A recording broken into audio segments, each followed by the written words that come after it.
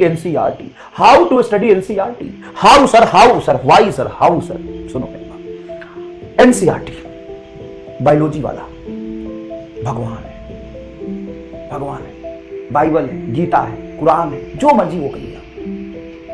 NEET में selection लेना है तो हर लाइन NCERT के बायोलॉजी का आपको याद होना चाहिए। हाँ सर, एक बात एकदम सही बात, केमिस्ट्री में इनऑर्गेनिक और ऑर्गेनिक NCERT आपको एकदम रटा हुआ होना चाहिए। सर ये भी बात ठीक है।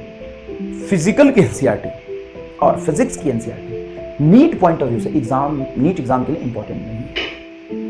और मैं स्टेटमेंट बहुत ही सोच समझ के होशो हवास में दे रहा हूं। अब यूट्यूब पे भी सर्च करेंगे, मैंने डाला हुआ था ना, मैंने अपने चैनल पे डाला हुआ था कि NCERT इज इंपॉर्टेंट और नॉट। तो no, NCERT is not important for physics. Sir why?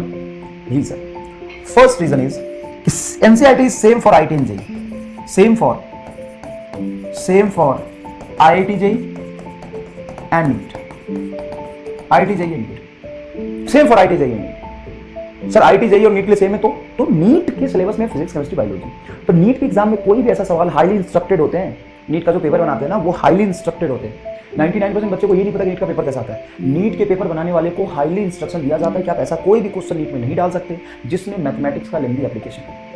और IIT वाले तो मैथमेटिक्स वाले ही सवाल डालते हैं। NCERT में एक्सरसाइज 2 मैथमेटिकल बेस्ड क्वेश्चन है बहुत सारे, जिसमें फिजिक्स है, मैं मना नहीं कर रहा, लेकिन फिजिक्स से ज्यादा गणित है साहब, उसमें मैथमेटिकल कैलकुलेशन ज्यादा है। वो सवाल आपको नहीं करने, लेंदी इंटीग्रेशन, डिफरेंशिएशन वाले सवाल नहीं करने। मैं 6 बार बोल चुका हूं, ये बात कई बार, 6 क्लास में 6 बार बोल चुका हूं, बार बार रिपीट करता हूं, बच्चे सुनते ही नहीं बात और बार बार वही चीज पूछते हैं, मूर्ख की तरह एकदम पूछते हैं।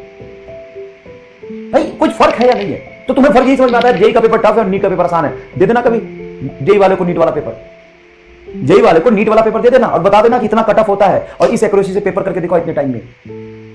मैं ये नहीं करूं नहीं कर पाएंगे, वो भी उतना ही मुश्किल होगा जितना जेईई का पेपर मुश्किल होता है। जेईई के कटऑफ के कंपेयर में नीट का कटऑफ डबल जाता है, डबल मतलब डबल टेम्परामेंट होना चाहिए आपके अंदर, डबल एक्यूरेसी होनी चाहिए। आपके एग्जाम में कटऑफ बहुत हाई जाता है, मतलब ऑलमोस्ट सारे सवाल आपको करने, नीट वाले जेईई वाले को, जेईई एडवांस वाले को, जेईई वाले को नहीं करने होते सारे सवाल। उनको सवाल में सॉल्व करने का समय मिलता है, टाइम मिलता है उनको, आपको नहीं मिलता है। तो उनको इसलिए मिलता है कि उनके मैथमेटिकल एप्लीकेशन ज्यादा होते हैं। फिजिक्स उतनी होती है लगभग, फिजिक्स टफ नहीं है यार, मैथमेटिक्स टफ बनाता है उनके फिजिक्स को।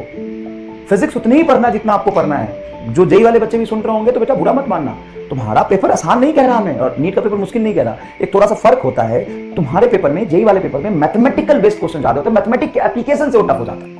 नीट वाले में कंसेप्ट उतने ही टफ होते हैं, लेकिन उसमें मैथमेटिक्स थोड़ा कम होता है और कट ऑफ बहुत हाई जाता है।